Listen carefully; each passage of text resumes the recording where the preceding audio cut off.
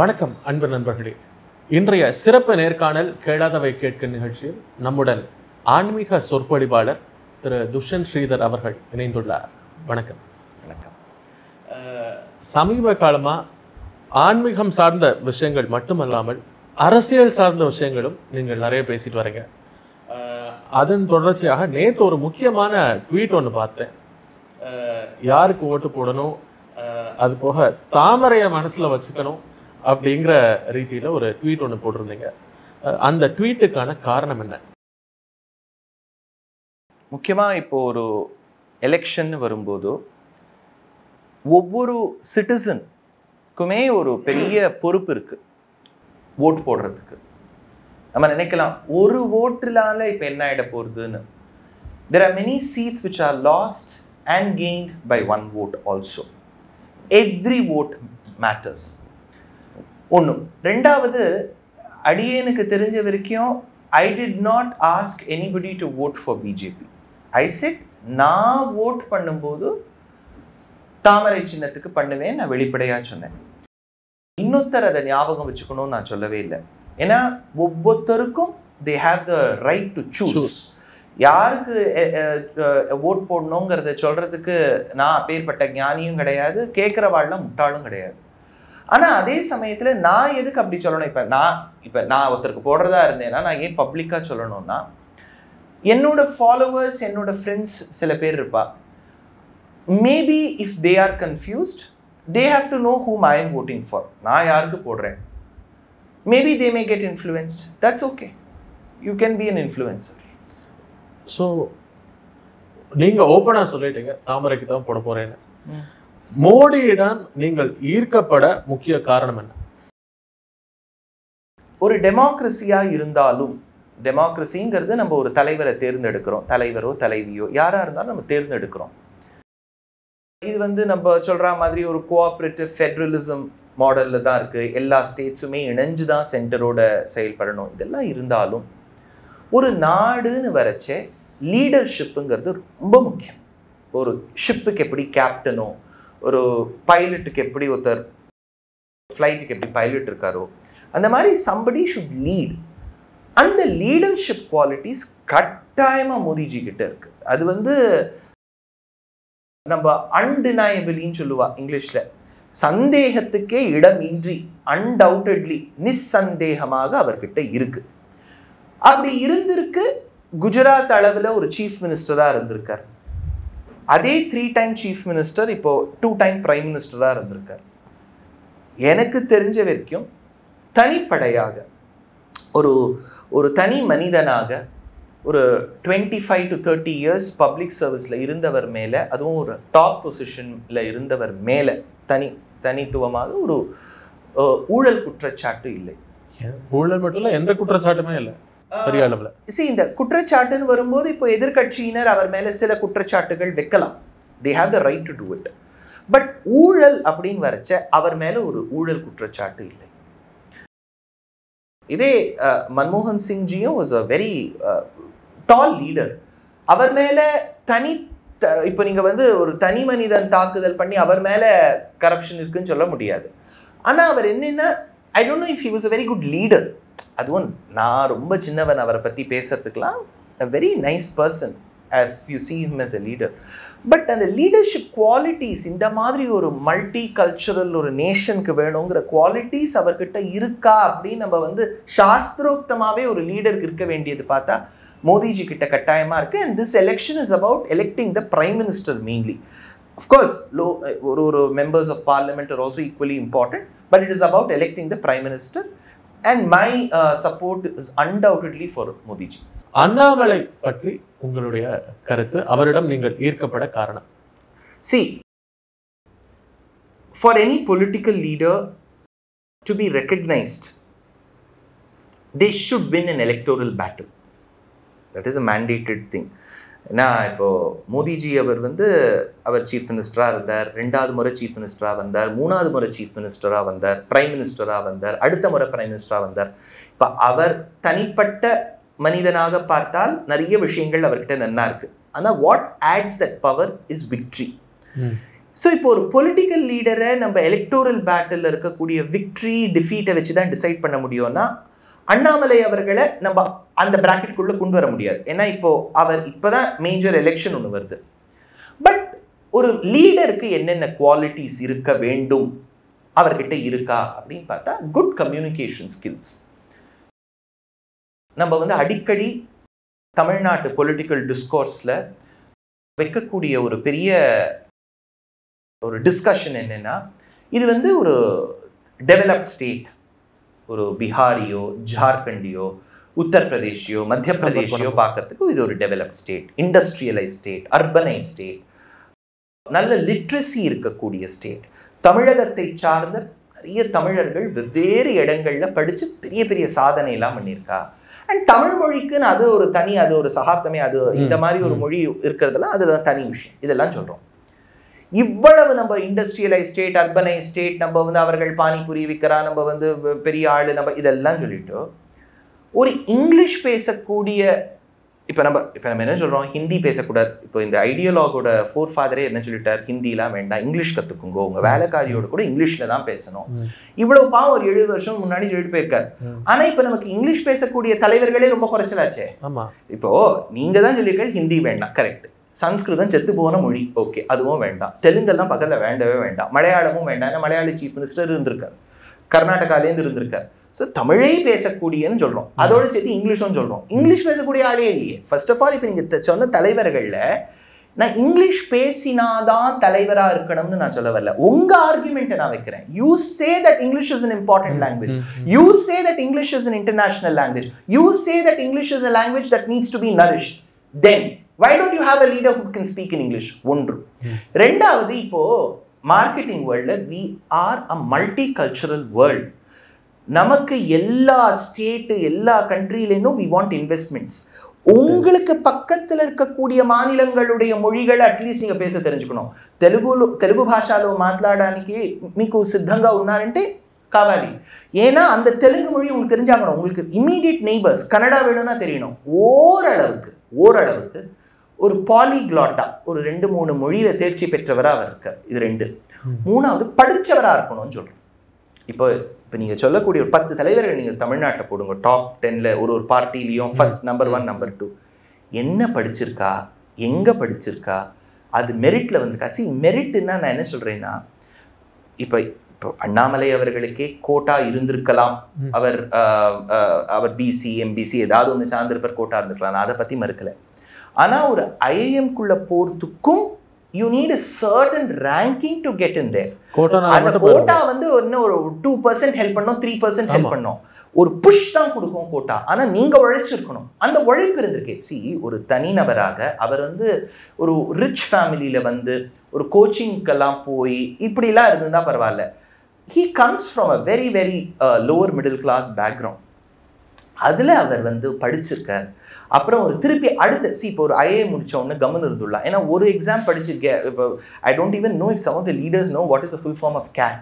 What is the full form of கேட்னு கேட்டா தெரியுமா தெரியாது. கேட்னா பூனைன்னு நினைச்சிருப்பா. ஏன்னா நமக்கு பூனை மேல மதிலா, மதில் மேல பூனையா, அதுவே நமக்கு கொஞ்சம் குழப்பமா இருக்கு. ஸோ இந்த கேட்டுங்கிறது ஒரு எக்ஸாம். சிஏடிக்கு என்ன ஃபுல் ஃபார்ம் இருக்குமான்னு தெரியல. அந்த கேட் எக்ஸாமினேஷனை முடிச்சுட்டு ஒரு ஐஐஎம் சேர்ந்த உடனே if it is a normal human being he will say I am done, அவ்வளவுதான் போறோம். எனக்கு அடுத்த என்ட்ரன்ஸ் எழுத மாட்டார். இவர் அடுத்தது ஒரு யூபிஎஸ்சி எழுதி அதுல கிளியர் பண்ணி he has been in a certain position.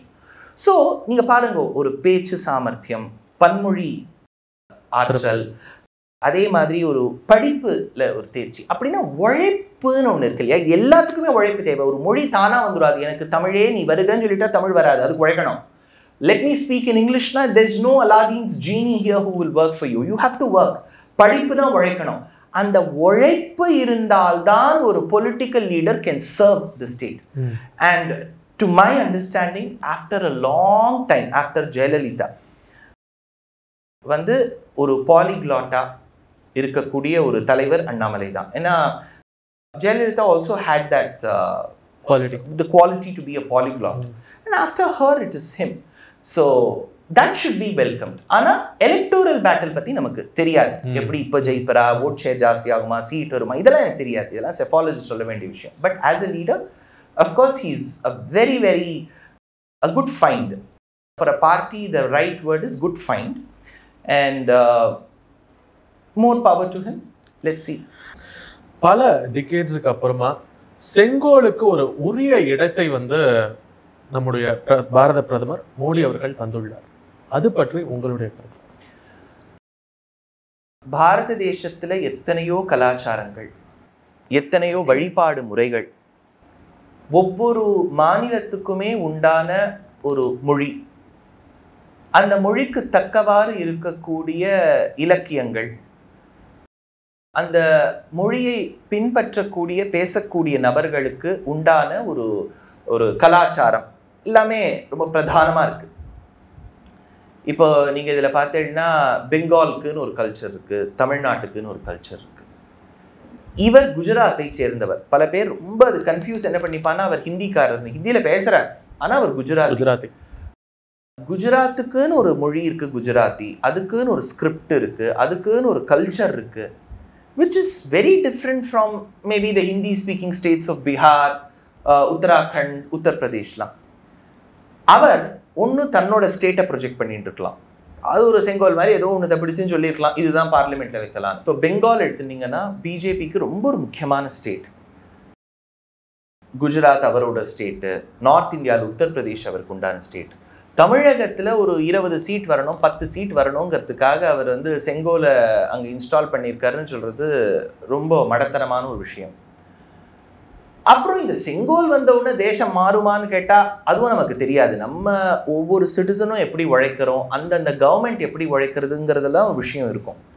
ஆனாலும் ஒரு பழைய ஒரு விஷயத்தை, ஒரு கலாச்சார விஷயத்தை நம்ம கேட்ட விஷயங்கள் எல்லாமே என்னன்னா, அந்த செங்கோல் என்பது வள்ளுவரே திருக்குறள் எடுத்திருக்காரு. செங்கோல் என்பது ஒரு ராஜா தன்னுடைய பிரஜையை நடத்துவதற்கும் ராஜ்யத்தை செயல்பாட்டு முறையில் கொண்டு வருவதற்கும் அந்த ராஜாவுக்கு ஒரு ரிமைண்டரா நீ நீதி வழங்க வேண்டும், நியாயத்துக்கு துணை நிற்க வேண்டும் என்பதற்காக ஒரு ரிமைண்டர், எடுத்துக்காட்டு தான் செங்கோல். ஒருவேளை அந்த செங்கோல் இருந்தால் நம்ம ஒரு சிவிலைசேஷனல் கனெக்ஷன் இருக்கும். அதுவும் அது என்ன கனெக்ஷன் அமைஞ்சிருக்குன்னா, நமக்கு இண்டிபெண்டன்ஸ் ஆனோன்னு நெஹ்ரு அவர்கள் வாங்கிட்டு இருக்க அந்த சான்றுகள்லாம் கிடைக்கிறது. அதை கொண்டு ஒரு இன்ஸ்டால் பண்ணார். அது இப்ப நீங்க ஒரு பிக் ரே ஆஃப் திங்ஸ்ல பாரத தேசம் எங்கெல்லாம் போகணும்னு நினைச்சா ஒரு செங்கோலை பார்லிமெண்ட்ல கொண்டு வைக்கிறதுங்கிறது ஒரு சின்ன விஷயமா இருக்கும். ஆனா அந்த சின்ன விஷயத்துக்கும் முக்கியத்துவம் கொடுத்திருக்கார் அப்படிங்கிறது ஒரு பெருமையான விஷயம்தான். அதுவும் தமிழர்கள் நினைச்சு பார்க்க வேண்டிய விஷயம். இந்த சனாதன தர்ம சர்ச்சை குறித்து நீங்கள் அதிகமா பேசி வந்திருக்கீங்க. தமிழகத்தை பொறுத்தவரையிலும் இந்த சனாதன தர்மம் பற்றி உதயநிதி பேசியது அவர்களுக்கு ஒரு எதிர்ப்பை கிளப்புவதாக, தமிழகத்துல ஒரு மாற்றத்துக்கான விதையா இருக்கும் அப்படின்னு நினைக்கிறீங்களா? இப்போ ஒரு தலைவர் ஒரு விஷயம் பேசியிருக்கார், அதனால ஒரு 10 சீட் குறையுமா, 10 சீட் ஜாஸ்தி ஆகுமா, அதுல இந்த ஜாதியை சார்ந்தவர்கள் ஓட் போடுவாளா மாட்டாளா, அந்த ஜாதியை சார்ந்தவர்கள் போடுவார்களா மாட்டார்களா, முஸ்லிம்ஸ்க்கு ஒரு பெரிய மோட்டிவேஷன் அவர்கள் ஜாஸ்தி போடுவாளா, இதெல்லாம் ஒரு செஃபாலஜிஸ்ட் பார்க்க வேண்டிய விஷயம். பாலிடிக்ஸ்ல இதுக்கு என்ன இம்பாக்ட் இருக்கும்ங்கிறதுக்காக நான் பேசல, ஆனஸ்ட்லி நான் அதுக்காக பேசல. இப்போ ஒரு தர்மத்தை இழித்து சொல்லுவதோ, இப்போ எனக்கு இஸ்லாம் ரிலிஜனுடைய டெனெட்ஸ், பிலாசபி மேல நிறைய கருத்து வேறுபாடு இருக்கு. ஆனா இப்போ நானே போய் இப்போ ஏதோ ஒரு மினிஸ்டர் இஸ்லாம் ஒழியணும், அது ஒரு காலரா டிங்கி, இது ஒரு பப்ளிக் டிஸ்கோர்ஸ்ல பேச வேண்டிய வார்த்தைகளே இல்லை. அண்ட் ஒரு முக்கியமா ஒரு மினிஸ்டர் பதவியில இருக்கிறவர் பேசக்கூடாது. ஏன்னா இப்போ ஒரு தனிப்பட்ட ஒரு பார்ட்டி, அவளுக்குன்னு ஒரு ஐடியாலஜி இருக்கும், அவர்கள் பேசிவிட்டால் அது ஓகே, பார்ட்டி ஐடியாலஜின்னு சொல்லலாம். நீங்க ஓத் எடுக்கிறீங்க, ஒரு மினிஸ்டரா ஓத் எடுத்த பிறகு உங்களுக்கு தனிப்பட்ட ஒரு விருப்பு வெறுப்பு இருக்கலாம். ஆனா மினிஸ்டரா ஒண்ணு உங்களுக்கு எல்லா நம்பிக்கை மீதும் ஒண்ணு பற்று இருக்கக்கூடாது, இல்லாட்டா ஈக்குவல் பற்று இருக்கணும். இந்த டெங்கு காலரா அது பின்னாடி நிறைய ஸ்டெப்ஸ்ல ப்ராப்ளம் வந்துச்சு. இந்த பதவியேற்பு பிரமாணத்திலே அததானே சொல்லி பதவியேற்பு விருப்பு வெறுப்பு இன்றி. ஆனா இப்போ அவர்கள் அதை வேற எப்படி சொல்லிட்டாங்கன்னா, நாங்கள் இந்த சாதி உயர்த்தி தாழ்த்திங்கிறது தான் சனாதன தர்மம்னு புரிஞ்சுட்டோம் அப்படின்னா. ஆனா அதுல ஒரு ப்ராப்ளம், ஏன்னா அவருக்கு முன்னாடி பேசியவர் இந்து தர்மமும் சனாதன தர்மமும் ஒன்றுதான், அடுத்த நாள் பேசிய அதே பார்ட்டியை சார்ந்த இஃப் ஐம் ரைட் ராஜாங்கிறவர் அவரும் ஒரு ஜூம் கால்ல என்ன சொல்லியிருக்காருன்னா ஹிந்து தர்மம் சனாதன தர்மம் ஒன்று. உங்களுக்கு முன்னாடி பேசினவர் பின்னாடி பேசினவர் கிளியரா சொல்லியிருக்காரு. இப்போ உங்களுக்கு கருத்து வேறுபாடு இருக்குன்னு வச்சுக்கோ, சனாதன தர்மமும் ஹிந்து தர்மமும் வேறு. அப்ப நீங்க அதை மேடையில சொல்லியிருக்கணும். பாருங்க சார், அவர் முன்னாடி எனக்கு பேசியிருக்கார், ஹிந்து தர்மம் சனாதன தர்மம் ஒண்ணுன்னு சொல்லியிருக்கார், அது வித்தியாசம். நான் சனாதன தர்மத்தை தான் எதிர்க்கிறேன், ஹிந்து மதம்ங்கிறது வேற, அதை நான் எதிர்க்கலன்னு சொல்லியிருக்கணும். இப்ப அவர் எப்போ முன்னே பின்னே இப்படி சொல்லி, அப்புறம் இதுக்கு முன்னாடி கொடுத்த ஸ்டேட்மெண்ட்லாம் கூட ஹிந்து கோவில்களுக்கு சென்றால் அசிங்கமான சிலை இருக்கும், சனாதன தர்ம கோவில்னு சொல்லல, அப்ப ஹிந்து கோவில்னு சொல்லியிருக்கார். ஹிந்து கல்யாணங்களில் செய்ய வேண்டிய மந்திரங்கள் ரொம்ப இழிவா இருக்கு, மட்டமா இருக்கு. அப்போ your attack has been around a system, a civilization. இது பல பேர் திருச்சி இல்ல இல்ல நீங்க அப்படி புரிஞ்சுக்கணும், இந்த மேல் தட்டு மக்கள் கீழ்த்தட்டு மக்கள். But at the end of the day, if you have to end discrimination, there is another way that you have to do it, not this way. So அதுக்காக தான் நான் எதிர்ப்பு சொன்னேனே ஒழிய ஒரு பிஜேபிக்கு 10 சீட்டு சேரும், டிஎம்கேக்கு 10 குறையும். I am not a psephologist. இதனால மேல 10 சீட் அவர்களுக்கு வந்தாலும் நான் ஆச்சரியப்படுறதுக்கு இல்லை. பட் என்னோட முக்கியத்துவம் என்னன்னா, ராமாயணத்தையும் பாகவதத்தையும் பாரதத்தையும் எங்க ஆச்சாரியன் கிட்ட கத்துண்டு நான் உபன்யாசம் பண்ணிட்டு இருக்கேன். அதனால எனக்கு ஒரு சம்பாவனை வருது. யாரோ ஏதோ சொல்லிட்டு போறா, நமக்கு என்ன, வீட்டுல நன்னா இருக்கணும், நானும் சென்னைக்கு அடிக்கடி வந்துட்டு போறேன், யாராவது கல்லுக்கு இல்ல விட்டெறிஞ்சா என்ன பண்றது, I should keep everybody in my good books அப்படிங்கிற கான்செப்ட்ல நான் வரல. ஏன்னா பெருமாள் எனக்கு நாசக்தி கொடுத்துருக்காரு, எங்க ஆச்சாரியன் அனுகிரகத்தால நான் உபன்யாசம் பண்ணிட்டு இருக்கேன்.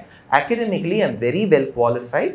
If people do not give me discourse opportunities, I can always head back to my corporate life. So I have no fear. இந்த சனாதன தர்ம சர்ச்சையில முக்கியமா அவங்க வைக்கிற குற்றச்சாட்டு என்னன்னா, வர்ணாசிரம தர்மத்தை சனாதனம் பின்பற்றுகிறது அப்படின்னு சொல்றாங்க. இந்த வர்ணாசிரம தர்மத்தை பின்பற்றுகிறது அப்படிங்கிறது உண்மையா, இல்ல அது தவறா இருந்தா அது ஏன் தவறு, அது சரியா இருந்தா ஏன் சரி? இது ரொம்ப ஒரு டீட்டெயில்டா சொல்ல வேண்டிய டாபிக். மேலோட்டமா சொல்லிவிடுறேன். வர்ணம்ங்கிறது வேற, ஆசிரமம்ங்கிறது வேற. வர்ணத்தையும் ஆசிரமத்தையும் கலந்து வர்ணாசிரமம்னு சொல்றதே முதல்ல தப்பு. வர்ணம் வேற, ஆசிரமம் வேற. ஆசிரமம்ங்கிறது ஸ்டேஜஸ் ஆஃப் லைஃப். இப்ப இன்றைய காலகட்டத்துல ஒரு பெண்ணோ ஒரு ஆணோ not committed, committed, single, divorced அப்படின்னு தங்களுடைய மெரைட்டல் ரிலேஷன்ஷிப்பை சொல்ற மாதிரி, அந்த காலத்தில் கல்யாணத்துக்கு முன், அதாவது சமாவர்த்தத்துக்கு முன் அவர் பிரம்மச்சாரி, சமாவர்த்தனமாகி கல்யாணமான தருணத்திலேயே அவர் கிரகஸ்தர். அவரே எல்லாவற்றையும் அனுபவித்து பின்ன ஞானம் ஏற்பட்டு இதையெல்லாம் விட்டு கொஞ்ச நாள் நான் காட்டில் வசிக்க வேண்டும்னு சொன்னா வானப்பிரஸ்தர். கடைசியா எல்லாத்தையுமே திறந்துடுறேன் அப்படின்னு சன்னியாசி. இது ஸ்டேஜஸ் ஆஃப் லைஃப். இப்ப இவர்களுக்கு ஆசிரமத்தின் இதுதான் ஆசிரமம், கிரகஸ்தாசிரமம், பிரம்மச்சரியாசிரமம், வானப்பிரஸ்தாசிரமம், இதுதான் ஆசிரமம். இப்ப வர்ணம்ங்கிறது வேற. வர்ணம்ங்கிறது இப்ப நம்ம சொல்லக்கூடிய பிராமண, க்ஷத்ரிய, வைஷ்ய, சூத்ர, தொழில் ரீதியா, பெரும்பாலும் தொழில் ரீதியா. இப்போ இதுல ஒரு சின்ன சூக்ஷ்மம் இருக்கு. இப்போ பிராமணனுக்கு பிறந்தவன் அவன் க்ஷத்ரியனா மாறலாமான்னு கேட்டா மாறதுக்கு வாய்ப்பு இருக்கு. இப்ப நீங்க ரொம்ப ரேரா பார்த்தீங்கன்னா கௌஷிகர் மாறினா மாதிரி, விஸ்வாமித்ரரா மாறினா மாதிரி, பரசுராமர் பிராமணராக பிறந்தும் க்ஷாத்திரத்தை வளர்த்து ஒரு பெரிய க்ஷத்ரிய குணத்தோடு திகழ்ந்தார். அதெல்லாம் பாக்குற மாதிரி இருக்கு.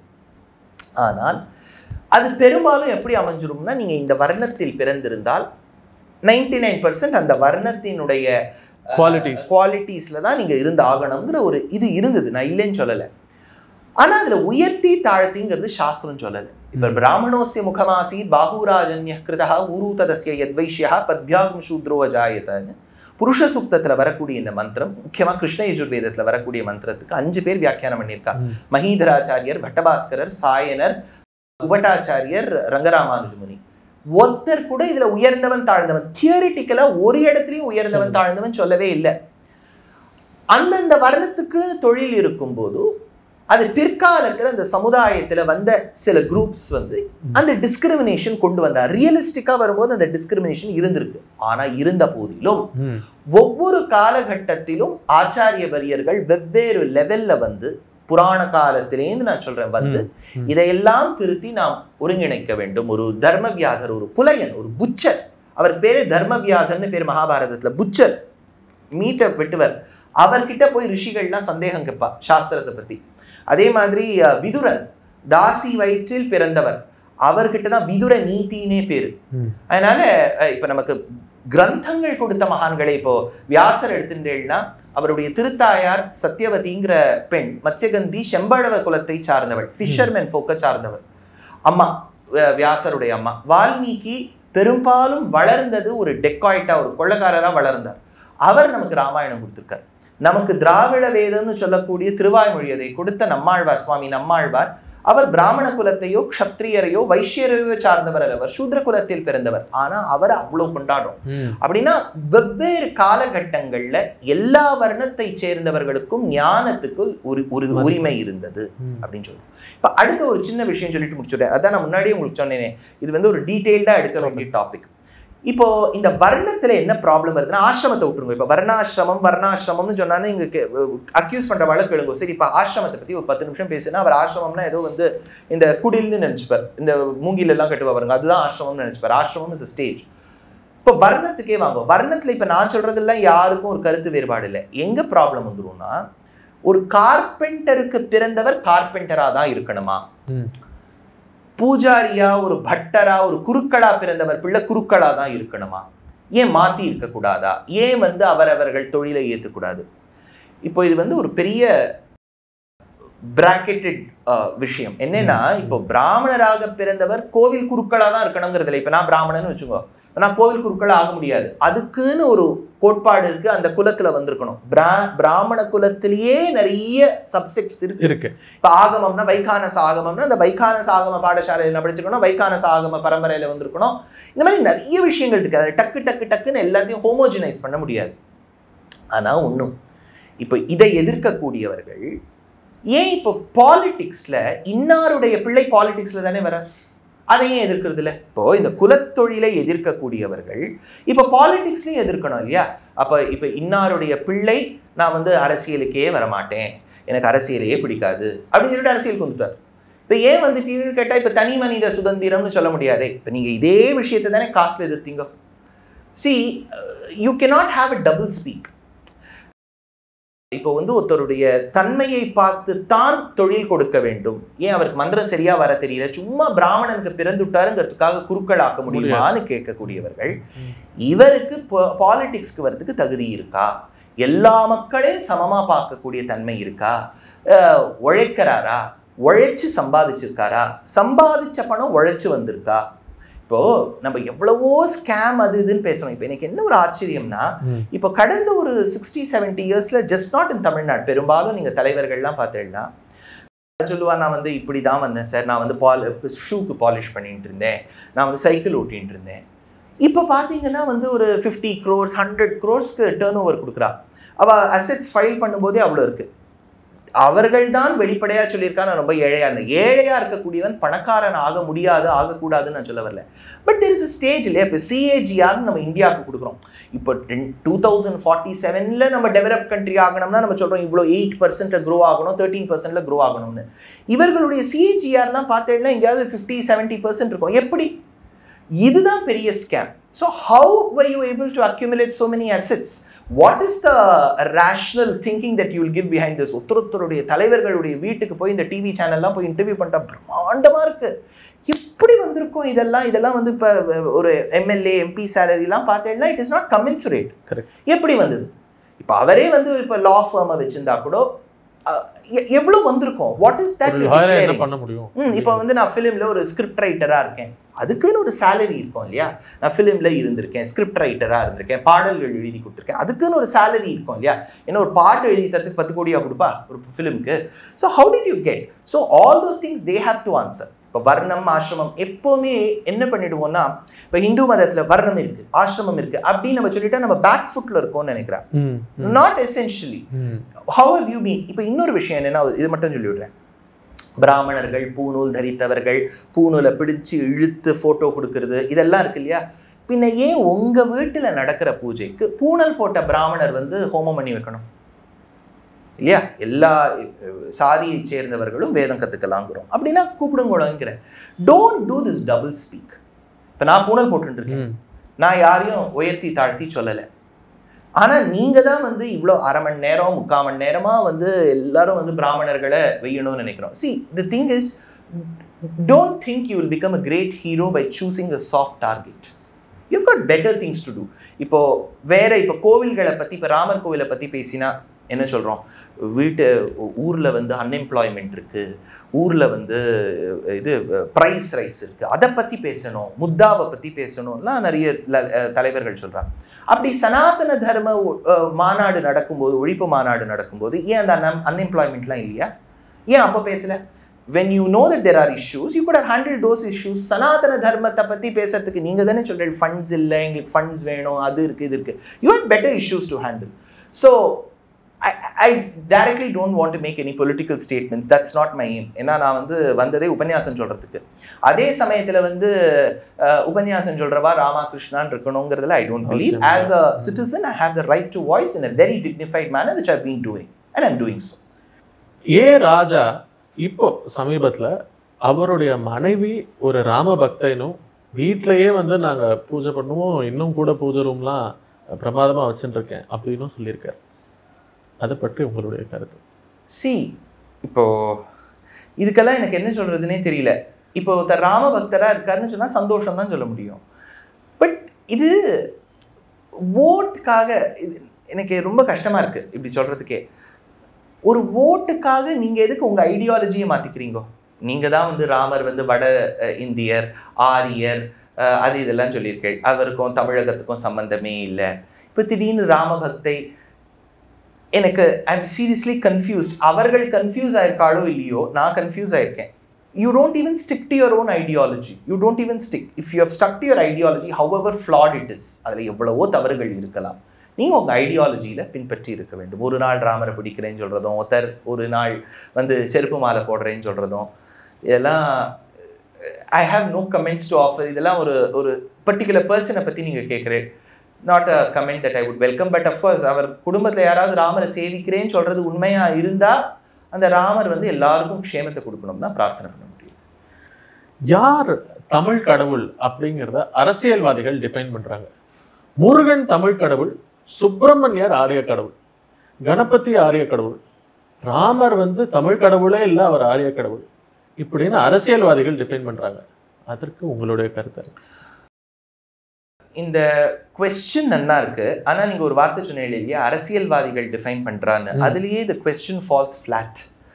ஏன்னா அரசியல்வாதிகளுக்கு பெரும்பாலாமே சொல்றேன், அது வந்து இந்த பார்ட்டி அந்த பார்ட்டின்னு இல்லை, their knowledge base is very low. ஏதாவது ஒரு அரசியல்வாதியை நீங்க வந்து சரி சார், நீங்களே இங்க இவ்வளவு பேர் இன்டர்வியூ பண்றீங்க, துக்ளக்லாம் it's an influential daily weekly, நீங்க என்ன பண்ணுங்கன்னா ஏதாவது ஒரு அரசியல்வாதியை பிடிச்சு ஒரு டிக்னிஃபைடா ஒரு டிபேட் நடத்தலாம்னு சொல்லுங்க. I am ready. நான் வந்து I'm not backing off. Let's have it. பிரமாணங்களை வச்சு பார்க்கலாம். இப்ப முருகன் வந்து தமிழ் கடவுளா இல்லையா, இப்ப எங்க பாட்டி சொன்னா நாங்கள் நம்புகிறோம், இதெல்லாம் வேண்டாம். முருகன் என்கின்ற தமிழ் கடவுள்னு சொல்லக்கூடிய அந்த முருகப்பெருமானுடைய பெருமையை பல்வேறு நாமாக்கள்ல கொண்டாடுறோம். கார்த்திகேயன், காங்கேயன், கௌரி தனயன், குகப்பெருமான், இப்படி எல்லாம் பல பேர்கள் சொல்லிட்டு இருக்கோம். ஸ்கந்தன், சரவண பவன், இப்படி எல்லாம் பேர் இருக்கு.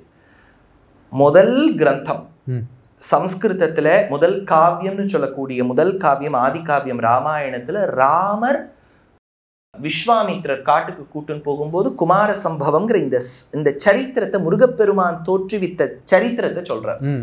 கங்கைக்கு பிறந்தவர் காங்கேயன், சிவபெருமானின் பிள்ளையாக இருந்தால் சிவதனயன், கிருத்திகா நட்சத்திரம் சேர்ந்தது, கிருத்திகா பெண்கள் சேர்ந்து வளர்த்தெடுத்ததால் கார்த்திகேயன், ஸ்கந்தம் ஏற்பட்டதால் ஸ்கந்தன், ஷர என்கின்ற வனத்தில் இருந்ததால் சரவணபவன், இப்படி எல்லாம் பல பேர் சொல்றாங்க.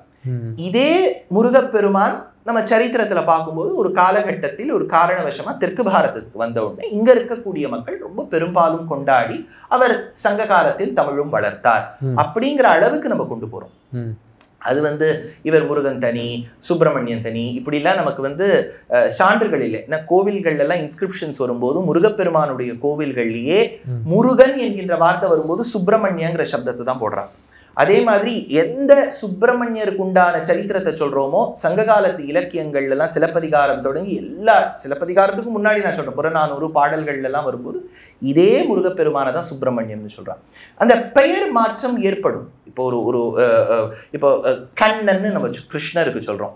நார்த் இந்தியால கண்ணன்னா யாருன்னே தெரியாது. அப்படின்னா கிருஷ்ணரும் கண்ணனும் வேறையா? அந்தந்த பெயர் இப்போ தேவிக்கு அம்பாள் அப்படின்னு தமிழ்நாட்டுல சொல்றது ஒரு வழக்கம் உண்டு.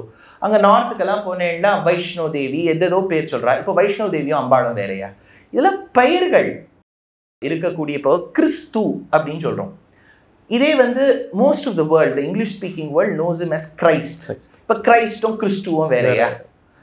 இதெல்லாம் அதாவது ஒரு அகடமிக் வேர்ல்டுல இவர்கள்லாம் ஒரு பொலிட்டிக்கல் மேடையில சொல்லிவிடலாம், கைத்தட்டல் நிறைய பேர் வாங்கிக்கலாம். அது ஏன்னா அந்த வந்த மக்களையே பாவம் நம்ம ரூபா கொடுத்து தான் வர வைக்க வேண்டியதா இருக்கு இல்லையா? யாரும் தானா சேர்ந்த கூட்டம் எல்லாம் கிடையாது, ரூபா கொடுத்து சேர்ந்த கூட்டம். அதனால அவர்கள்லாம் பாவம் கைத்தட்டுவா. People with decent academic meritorious background will only laugh at such arguments. They'll just laugh it out. Back to back interviews, உங்களோட டைட் ஸ்கெட்யூல்ல எங்களுக்கு உங்களோட பொன்னான நேரத்தை கொடுத்து பல முக்கிய தகவல்களை பகிர்ந்தமைக்கு மிக்க நன்றி. நன்றி, வணக்கம், ஜெய்ஹிந்த். மீண்டும் அடுத்த நிகழ்ச்சியில் சந்திப்போம்.